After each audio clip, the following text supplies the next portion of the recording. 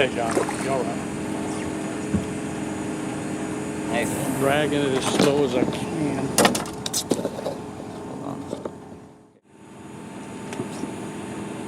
Welcome back to John Miller Fishing. David and I are on another little excursion out to Lake Rakashee, or the Leeville area. And that is a tiny croaker. Wow. But there you go. There's some nice bait down there. So David already caught that 17-inch trout, and we've had a couple other keepers, some smaller ones, but we're just getting started. We're starting out with artificial, just straight out, nothing tipped on the jigs. I'm just dragging very slowly on the bottom, not really working it much.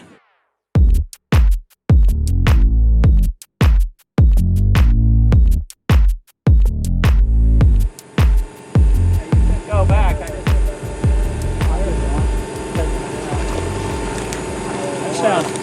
Sounds good. Well, they love that that lure.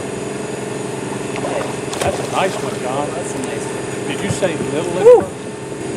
Looks at 16. So that's a case where we're catching little ones and a few shooting really big ones in the same spot. I often think that doesn't happen, but they don't associate together. But this one, in this spot on the rig, didn't seem to be the case. So David and I both seem to be catching with the swim baits. This is a dark sleeper. He's using matrix shad. But by dragging real slow, moving it real slow along the bottom. As you may know, the white shrimp moved out of the marsh and inner bays as juveniles out toward the outer bays this spring. When they got out, they grew into adults as they were coming out, and so this summer there's a lot of large white shrimp out in the bays like where we are currently fishing.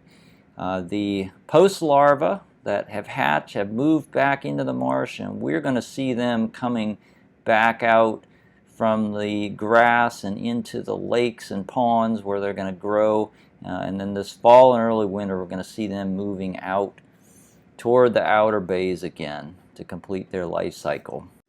So as you know, shrimp have tails and they can swim, they can snap, but they also have legs. And of course they can use these legs to move themselves in the water, but creatures with legs typically walk. And where would shrimp walk? Well, they would walk on the bottom. What are they doing on the bottom? They're down there eating detritus.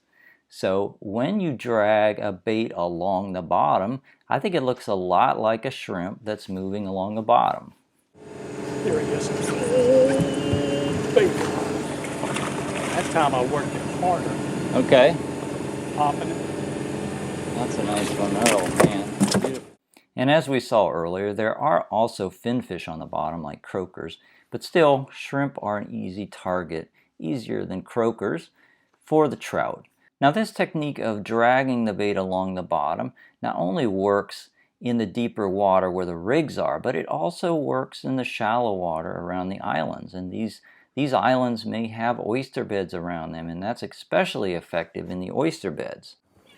So we don't have live bait, but we have these fish bites, which I'm putting on the hook of the jig head. Either fished on the bottom or on a cork. Feels like definitely a trout and be big enough to keep. Oh yeah. Oh yeah, nice one, John. Nice try. And you were on the bottom. Dragging on the bottom. You may have to do that a little bit. With the fish bites on there.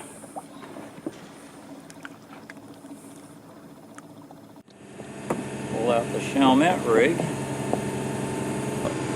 Sign of how brutal it is out here in the marsh. They've got half a tail.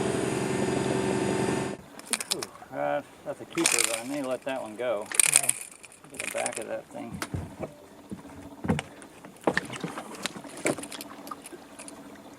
The voodoo shrimp, but man, something took a slice off the back of it.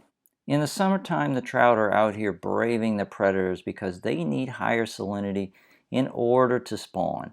Spawning occurs in the water column by the females emitting eggs and the males emitting sperm, which then mix together in the water column. The concern with the salinity is that if it drops too low, below approximately 17 parts per thousand, the eggs lose their buoyancy. And so when they fall to the bottom, they can get trapped in anaerobic conditions where they will die. So it makes sense to me that once the spawn is over, the trout are released from that need for salinity, and because of the much larger and more prevalent predators out on the coast, the smaller trout at least would move to the inner marshes where they have fewer predators chasing them around. Now we know that the bigger trout do stay on the outside in the higher salinity water, but being larger, they have fewer predators. I'll leave you with one final clip from the day. Hey, I hope you can get out there and fish soon.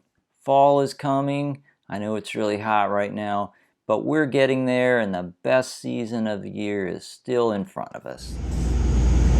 Oh, might be a drum. Reminds me of a drum more than a redfish. Yeah, it's a drum.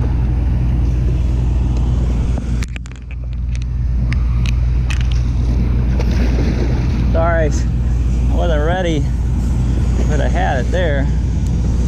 The net.